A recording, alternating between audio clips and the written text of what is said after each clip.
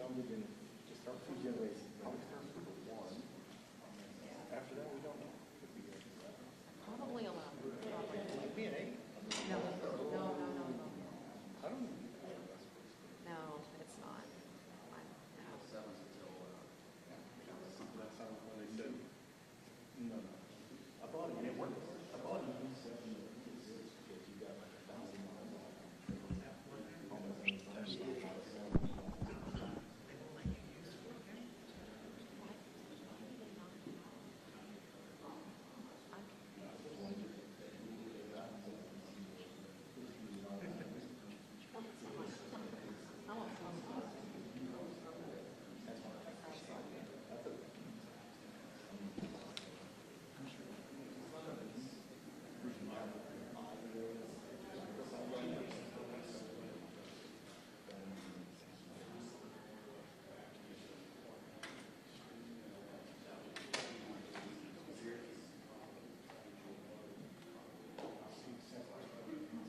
One, two, three, 1, 2, 3. He's got. I think he's got open that mic. Check. You got the push in. Oh, you got the push? Okay. 1 on 1, check. Everybody good? Hang on. 1, 2, 3, 1, 2, 3, 1, 2, 3, 1, 2, 3. It's just a courtesy audio check for my photographists. Thank you. Hello, check. All right.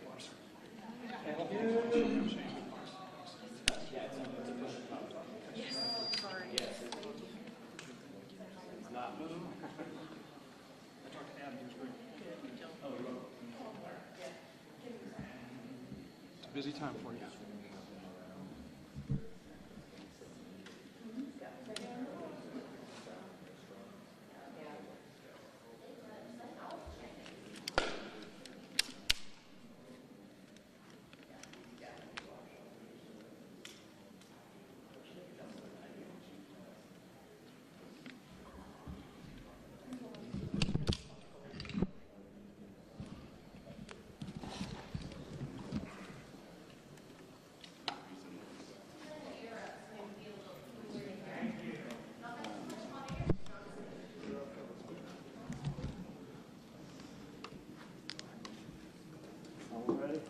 Almost.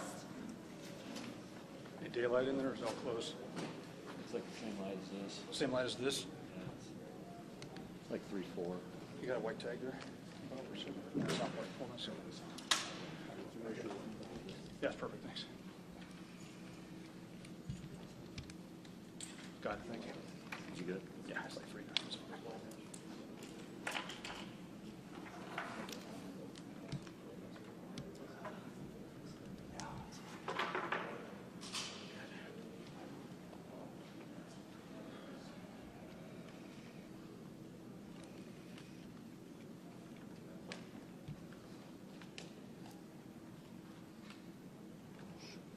To finish talking about everything that's relevant and let us in.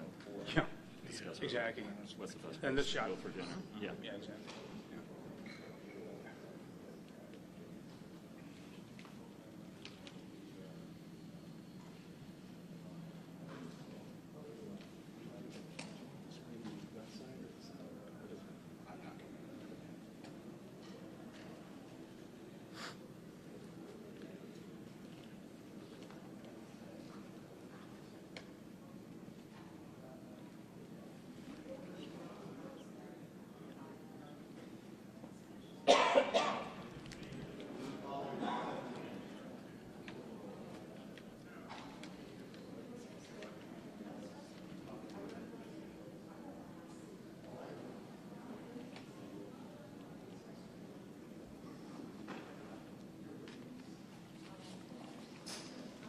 Guys, we're not super close. Oh, we're not? No. Oh. Relax. I'm sorry? We're going to do a briefing first, and then I'll bring y'all in for B-roll once the briefing starts. And then we'll come back and we'll get set up in here. So it's gonna be a little while. Yes, take the camera off your shoulder for that. Once they get started, I'll let you know. Oh, I haven't started in there yet.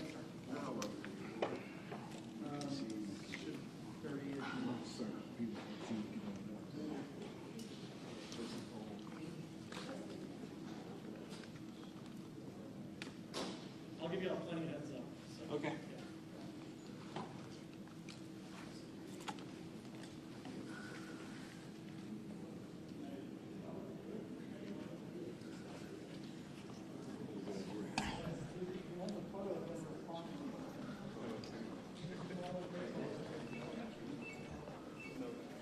Hey, it's buried under some stuff.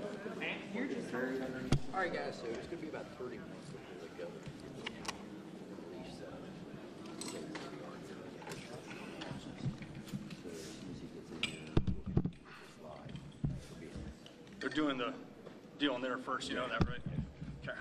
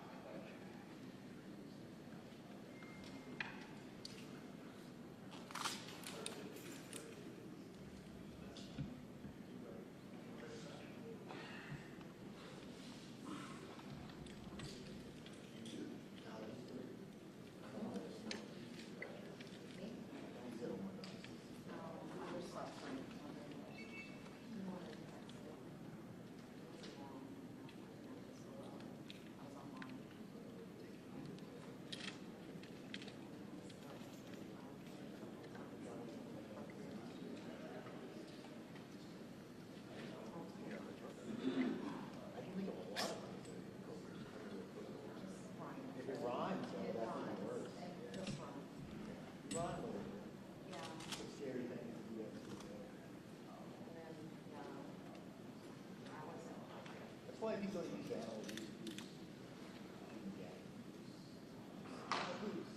Yeah, no, I wasn't. It's not a boat.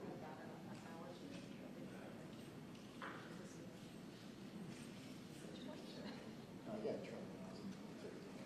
Duration can't be there, and then driver software.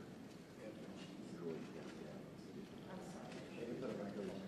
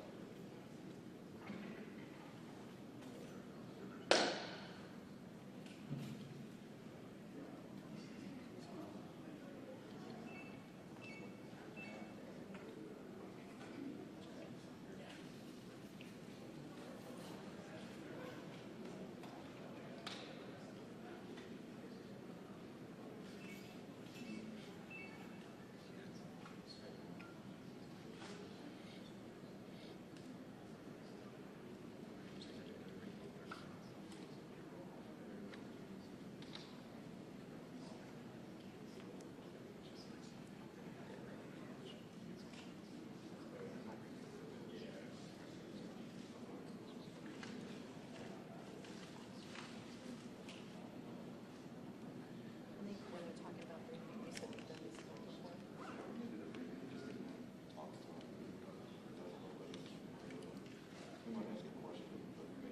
Briefings in here.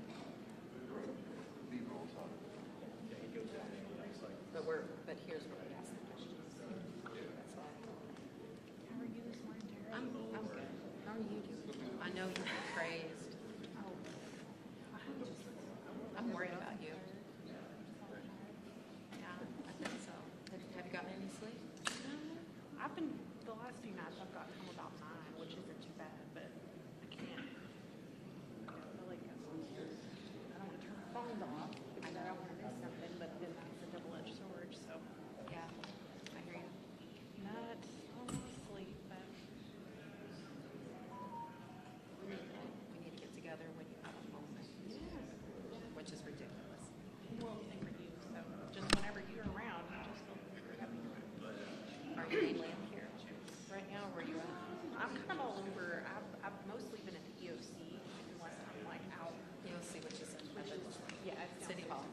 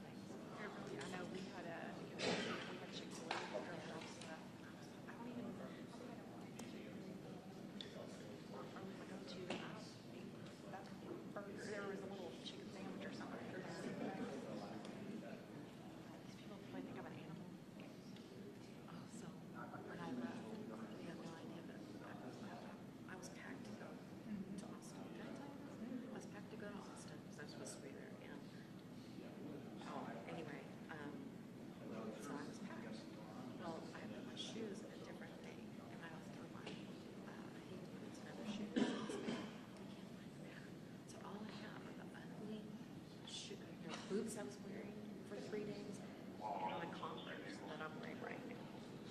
So, I don't know where they are. And like my skincare, my nice makeup, I feel like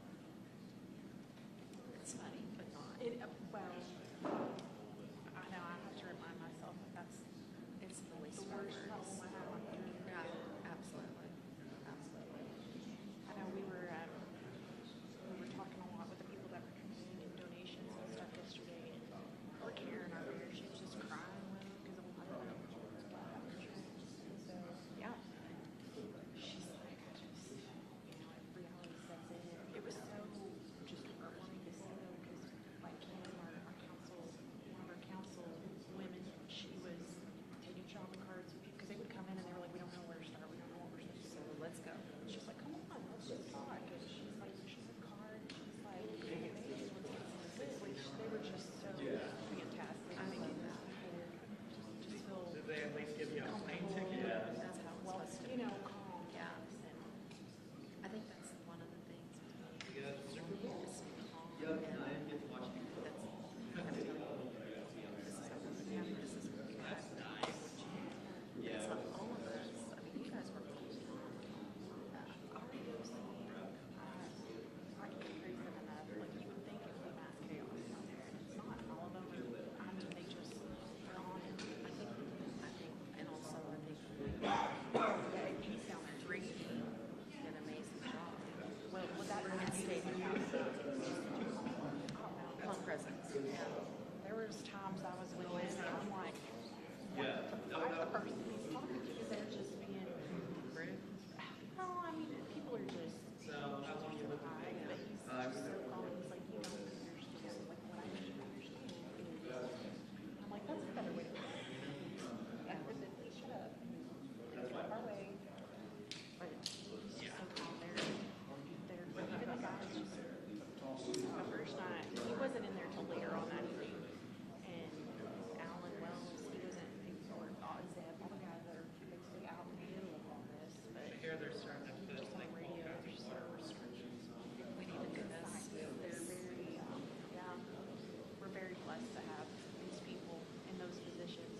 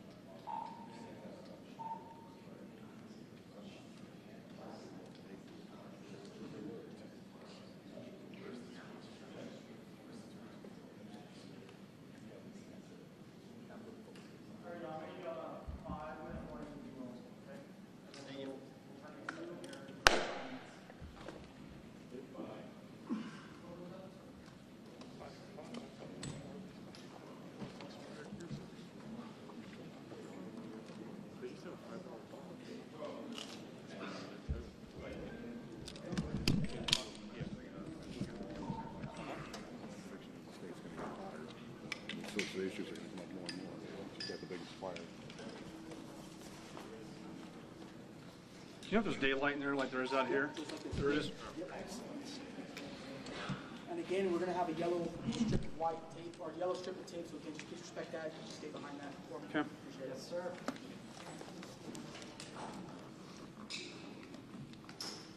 What's the setup like in there? Is it?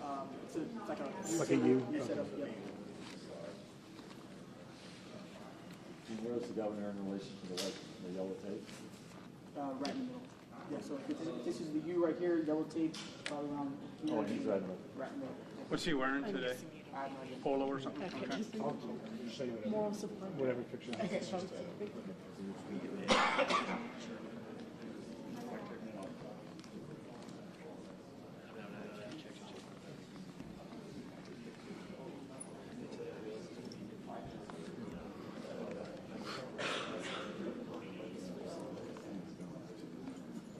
I'm just gonna wait till we get it to see what it says.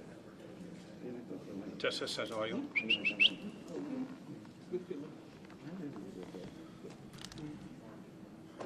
is the. Just click on that part shape.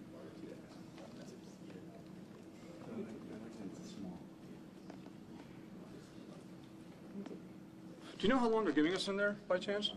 No. Okay.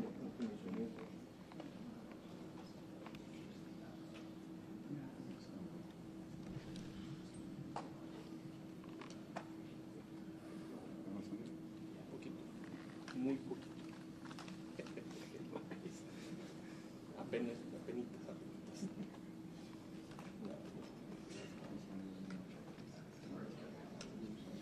AF9 guy. You know your color balance is red blue? Yeah, I know. All right, cool. We were just talking about. Come in for a few minutes of your Good. Good. Excuse me. Video only, no audio. Oh, okay.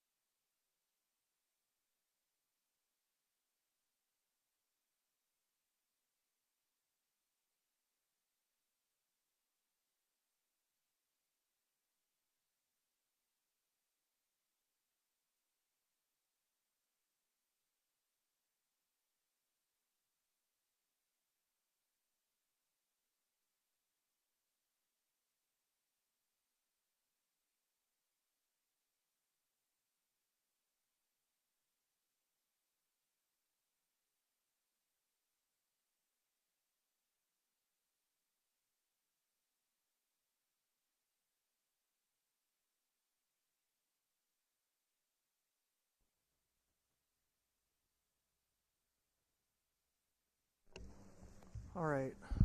Mic check. Mic check. 1 2 1 2 3. Check check check. 1 2 1 2 3 4 5. Y'all need audio? Anybody else? 1 2 check check check check check. Checking sound. 1 2 3. Good.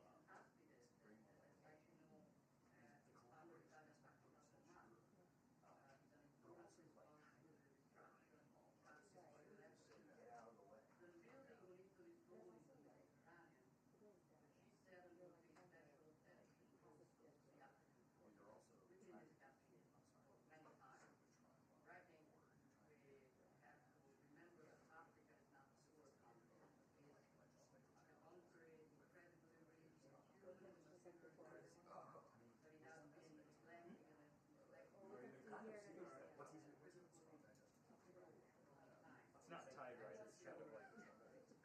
I need to redo it. Just I wear a coat, so I don't think about it. Touching things. The idea is to say, while I sit here and stare at these letters, and those little one letter, it's bullshit. This one pushed me to shut it, and he said, don't do it. Yeah, which one's just slightly too low? I think it's gonna take a while. You can see it from this angle so well, it's harder.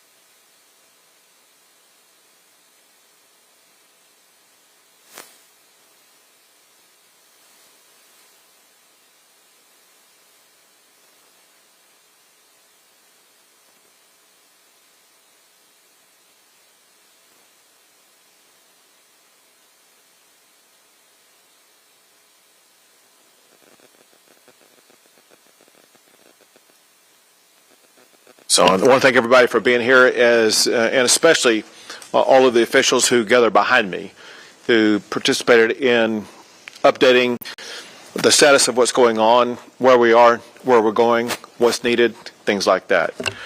To start out, I would say that what we have observed in this entire Panhandle region is the aggregate of persistence, perseverance, prayer, resilience, and just an extraordinary response to those in danger.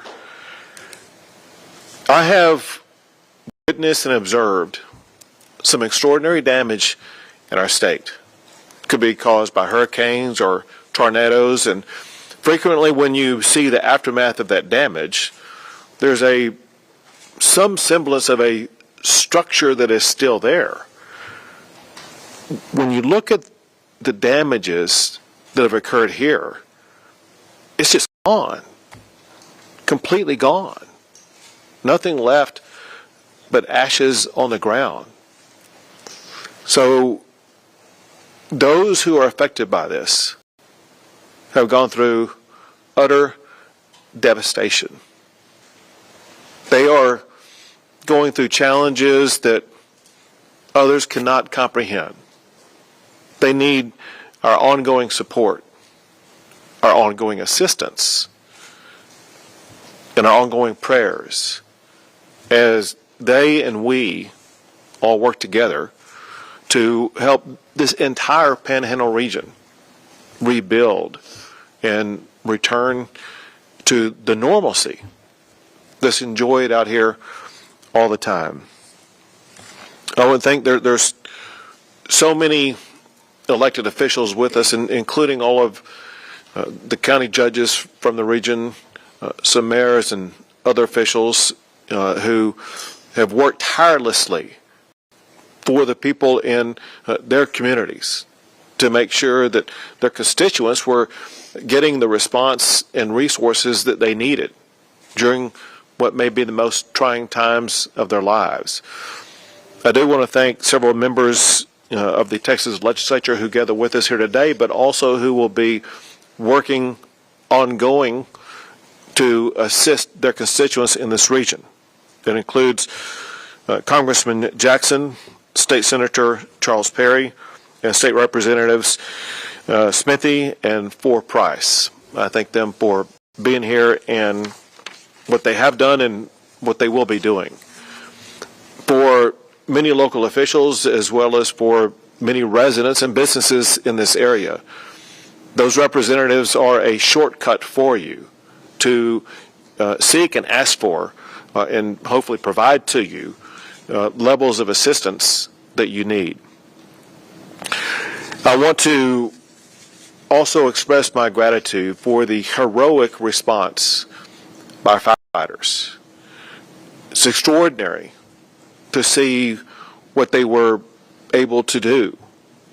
The largest fire in the history of the state of Texas cut a path so large that it exceeds the size of some states in our country. And it would have been far worse and far damaging, not just to property, but also to people, but for those firefighters. As I understand it, there is one person who lost her life.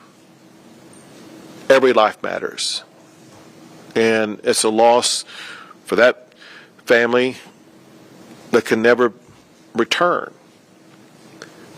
But many more people would have lost their lives had it not been for fearless firefighters who put their lives on the line, some of whom were injured in the line of duty, working tirelessly to respond and beat back these damaging flames. Also want to thank all of the emergency management professionals. There's a time when there's a need, when candidly you can't sleep. Emergencies don't have a start time and an end time like 9 to 5. They're 24/7.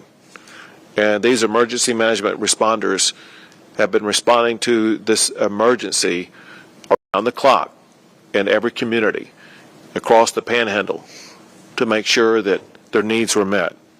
Along those lines, I want to thank the Emergency Management Director for the state of Texas, Chief Nim Kidd, who you'll hear from here shortly. But he himself is a former firefighter.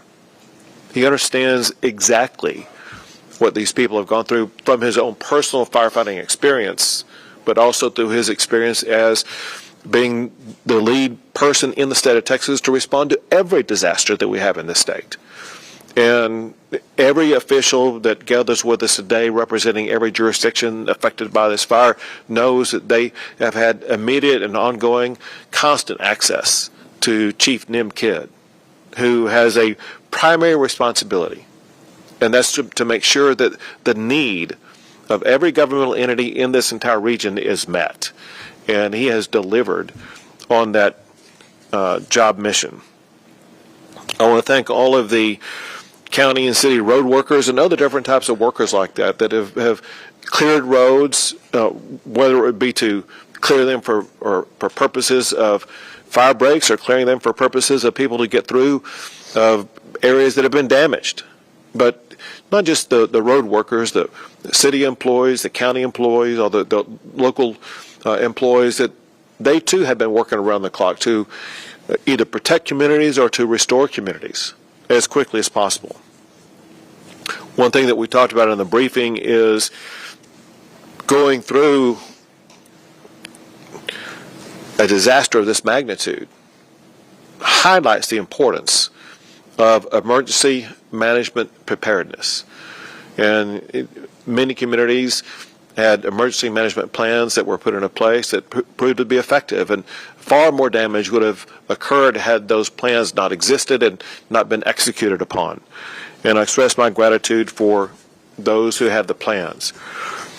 There are 14 state agencies and 45 local agencies, all of whom have been working together to make sure that the needs that are extraordinary are being met as we speak, to help address the challenges that are being faced by these local communities.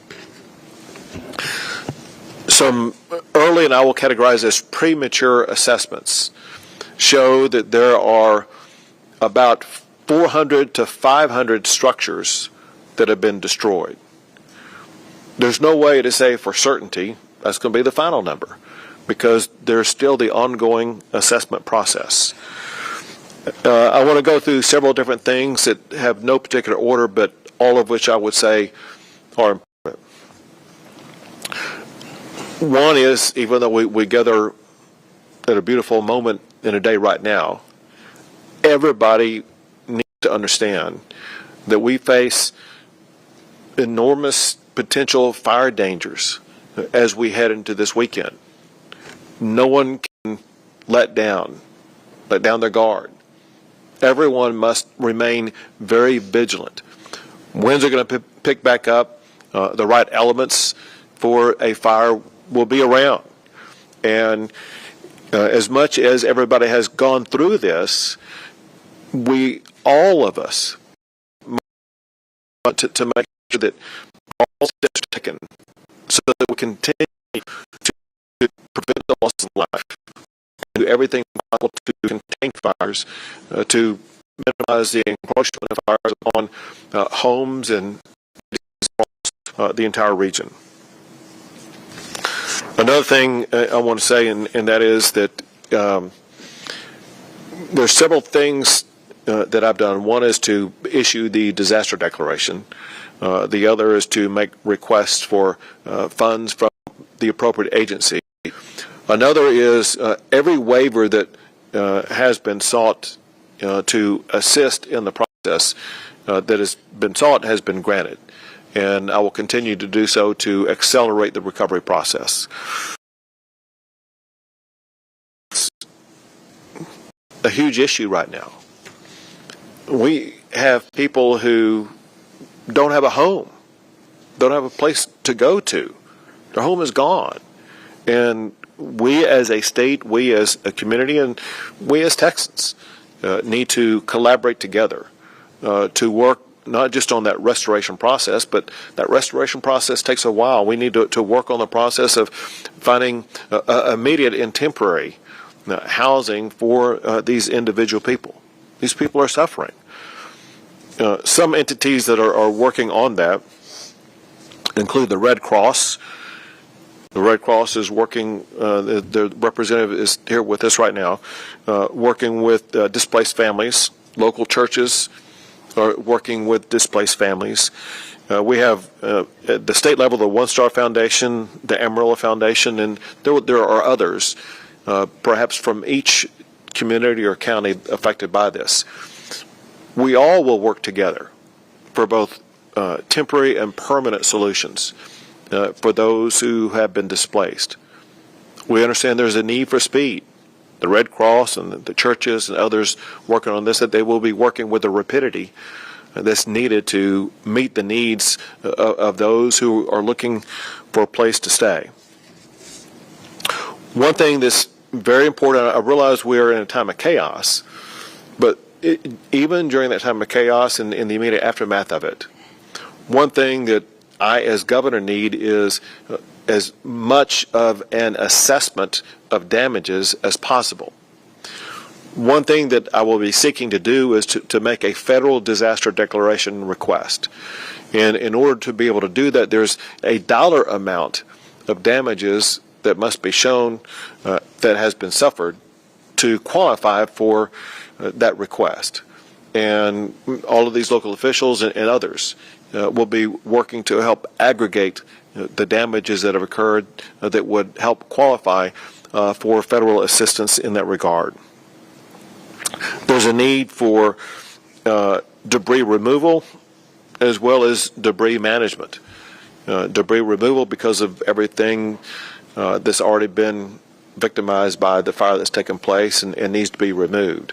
And we will be working with local officials to make sure that they are able to manage that debris removal.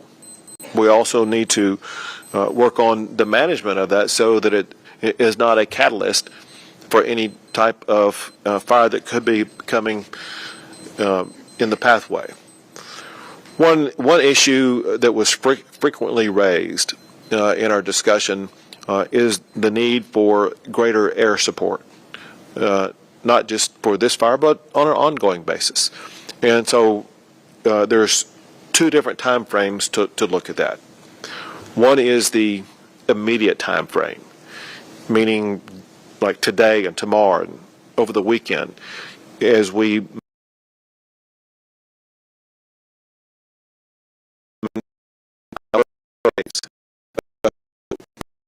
I'm told that adequate air support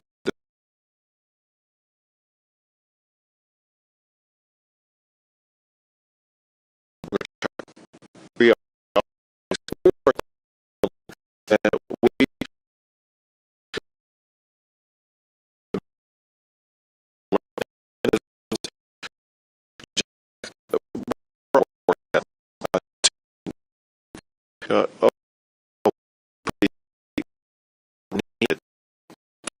fires that are, let's say, more unique or different in this region of the state of Texas than some others because of the extraordinary high winds that were sustained in this area that can make it difficult to fly, but there have to be planes available that can fly through those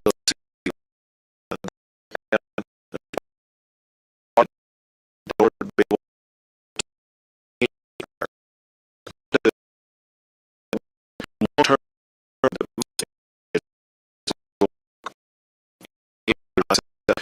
We are prepared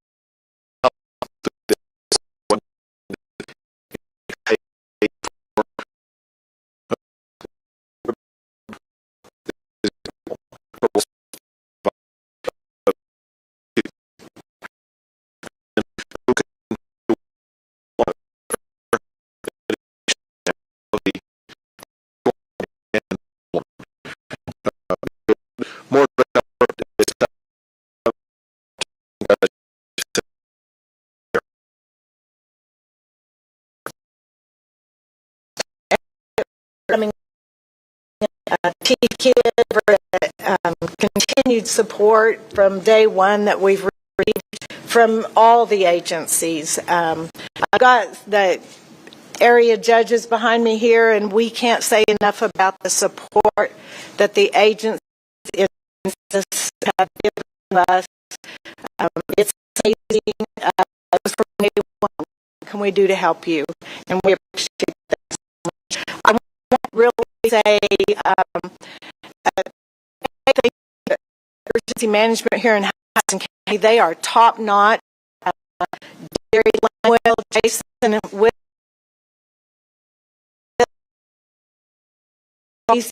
they saved our county, and all of the support that we've had from the other agencies that willingly come and just help us. We appreciate that. We can't say enough. So thank you. Continue to pray for our. We can.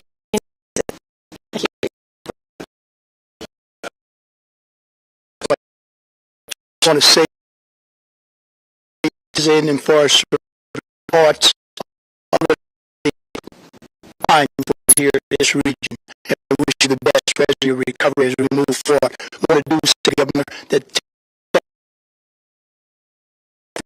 that we have with the VAs and all locals, agencies, and working in support of Chief Kidd. We have a number of resources here on the ground to include aviation, equipment, and most importantly, people. So again, we are here preparing for this weekend. Thank you very much, sir. Chief Kidd. Thank you, Governor. And I want to echo Director Davis's thoughts. Our hearts and prayers with those that have been devastated by the largest fire in our state's history. And we're not leaving here until the fire is out and until we're well on the path to recovery, and we'll continue to support. A lot of our employees live in the Panhandle. And you see with the other state agencies that are behind us, their families are also impacted by these fires. I can't go any further without praising our firefighters in this area. The men and women that took off from their work and their jobs and left their homes and their families to go and fight fire. It's not just courageous, but they brought expert skill, expertise, training, and really put their lives in harm's way. Now, the governor said it earlier, I'm going to say it again. This is the most devastating wildfire by acreage in our state's history. But for those local first responders, it would have been bigger and it would have been worse. And so my heart's out for them. We will do everything in our power to continue to support them. Going forward, life safety is still our #1 priority. It's the safety of the community and the safety of the responders. I ask all those that will be watching these broadcasts, stay fire aware and weather aware. Continue to listen to these local officials behind you. They ask you to evacuate. If they order you to evacuate, it is for your own safety. There is no wrong decision made in ordering an evacuation. And I can tell you, mayors and county judges have the toughest job on the planet in deciding when to do that. They get beat up all the time after the fact because your life got saved and your home got saved because you were asked to evacuate. But if you were asked to evacuate over this coming week or this coming weekend because of the fire conditions, please have a plan, know where you're going to go, and have your vehicle full of fuel and ready to go. Life safety is our #1 priority. Property protection is our #2 priority. Please continue to support your local responders and the state resources that we have brought in. They're moving around 24 hours a day trying to make sure that we're getting ahead of this fire, containing the ones and gaining containment on the ones that we have. And I also need your help in let's go through this weekend with no new starts. Over 90% of wildfires are human caused. We've got to get the message out. No new starts. We do not want to divert resources from our existing fires onto a new start fire. Finally, the state resources that are here have come from far and wide, Governor. We've come from down as far as the Valley into Houston and in the Woodlands, San Antonio, up the I-35 corridor. We will continue to push resources in here, ground resources, heavy equipment, and aircraft in here as long as they're needed. As we focus on recovery, the recovery mission will be long-term. We need immediate terms right now. Thank you to all of the faith-based organizations that are stepping up with the sheltering operation, but sheltering will turn to temporary housing. We will continue to are not here yet, but will be for state housing missions that we can work through and our federal government partners. And finally, donations management is usually what we call the disaster after the disaster. Thank you very much to all of those that are donating. please go to the websites and listen to your local officials about the donations that are needed and continue to donate. And cash is always the right size and the right color. So thank you very much. Thank you. We'll take a few questions. Governor, recognizing there was extreme fire behavior, there were extreme winds, we've had a number of people that have told us that they felt the fire approach, that there was little or no warning, and they felt even public safety didn't realize how fast things were. Were the warnings adequate? Was there anything that slowed or delayed them? Anything you done to improve them if we have more fire damage? Yeah, that's a very good question, and it's been asked a lot. And I want to talk to our local partners here. Your local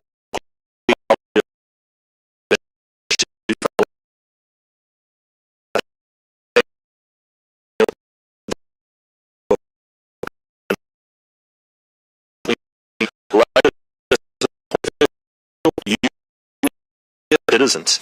The message has been broadcast, and it will continue to get it out. But I also need your help in convincing people to pay attention sometimes.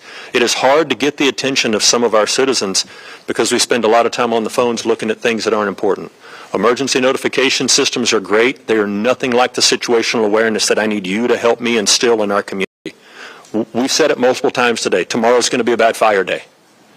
There will be people that will be caught by surprise for that, and I need your help in getting that message out. We will continue to push it. Governor, you mentioned one fatality or possibly a second fatality in Drain County. Could you try to clarify that for us? Sure. So I've heard about the possibility of the second fatality that you mentioned, but have not received confirmation of it yet. And hence I didn't. Long-term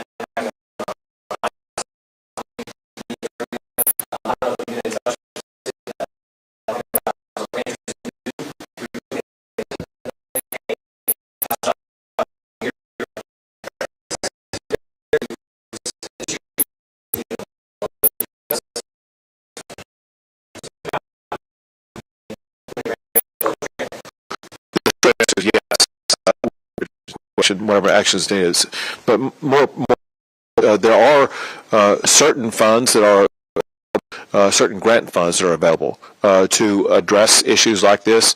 Those will be looked at to see if they qualify. Other than that, there will be other efforts that could be made. We know that the loss of cattle is extraordinary, but it goes beyond that. I mean, look at the grass they feed on. Look at the fences that kept them in. Different things like that. So we're looking at the big picture holistically about ways in which we can assist both the ranchers and the farmers to be able to recover from this. Yeah, please, well, hold on a second. And if it's okay, I'd like to add a little bit more. Everything the governor said is accurate. We'll continue to work with the Texas Department of Agriculture. But you also have the Texas A&M AgriLife Extension agents that are here in each one of these counties, and they're going to continue to be here.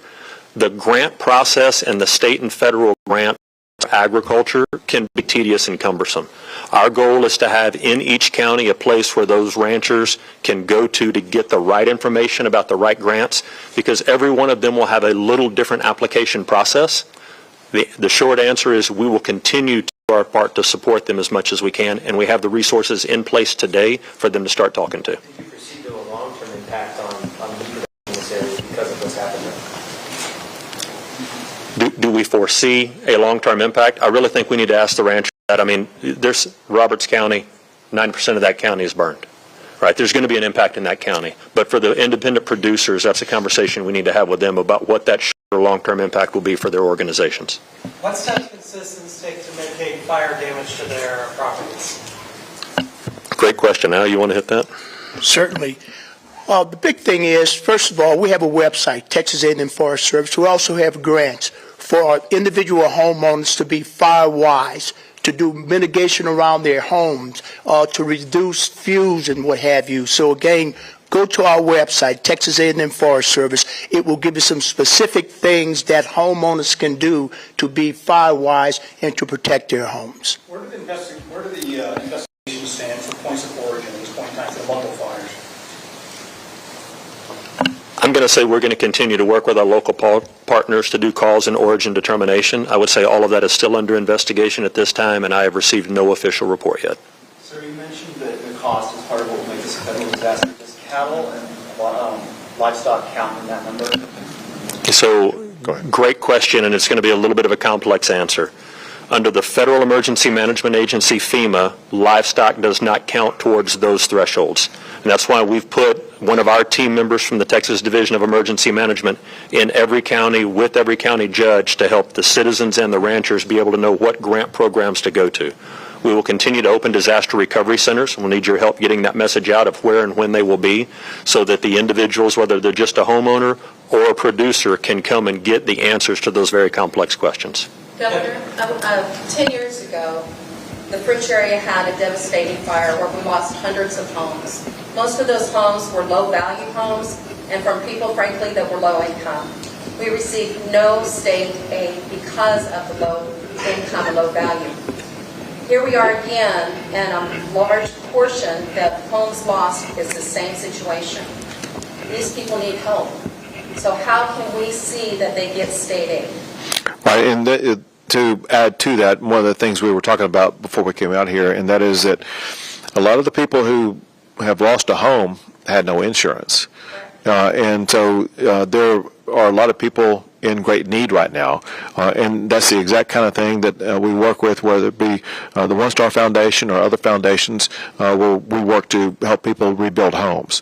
But we need to gather more information, who does, who doesn't have insurance, different things like that. Then we can go about that process. Is that good? Are you saying that it will be a different process this time as it was 10 years ago? I can't tell you what happened 10 years ago. What I can tell you is that we have processes and organizations in place to assist with this rebuilding of homes.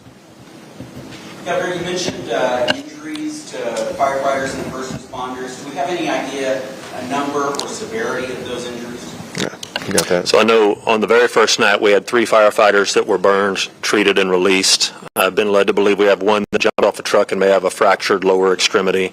I think we heard one a rib injury right now. But again, great work by those local first responders and then all the resources coming in. Life safety is our #1 priority, and that will include those responders. I need them to be safe out there. Governor, can you tell us about a federal command structure for dealing with this fire and the implementation? Would you said federal what? Federal, working with the federal government as far as like the U.S. Forest Service, Bureau of Land Management, as far as command and control structure for dealing with these fires. Got it. Yep. Great question, and I'm glad you asked it. #1, in Texas, all disasters are local, and these county judges behind us are the emergency management directors for their communities. The state resources that are here and any federal resources that come in work at the direction with the blessing and consent of these judges behind us, part 1. Part 2 is we will continue to bring in state and federal partners. There is a national incident management team that is here with us today, and they will take over the organizational control of this and help us order additional resources as needed. They're an expert team. We've worked with them before, and we're glad they're in our state right now. Chief, 2 more questions, guys. Chief, can you tell us which area actually sustained the most structural damage when it came to property? We're hearing Fritch was kind of like the brunt of everything. And another part of this question, can you also explain like how active the fire is now? We're hearing it's a smolder.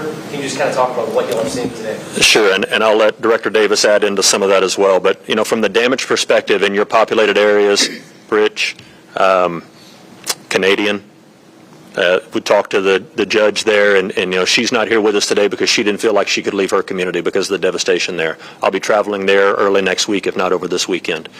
What we see in home damages, we really is hard to explain right now because some of the fire, to your point, smoldering, still too hard to get into and count those damages, all right?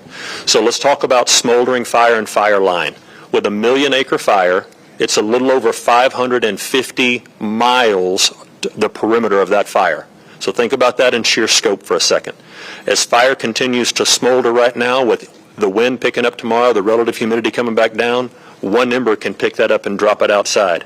Please do not get wrapped around the axle on containment percentages. Everybody wants to know what percentage contained are we today. I do not want that to lead you to a false sense of security. As far as fire weather through this weekend, it's going to be a very active weekend. Al, anything to add to that?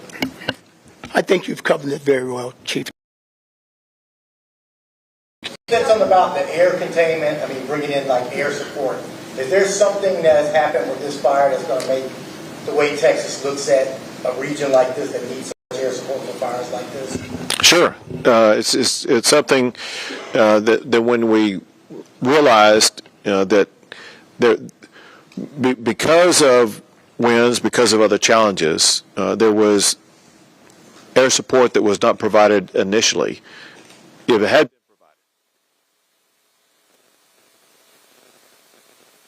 provided, that lets me and other decision makers in Austin, Texas know that if we can provide the type of equipment and personnel that will be able to better fight fires like this, it's something that we need to step up and do.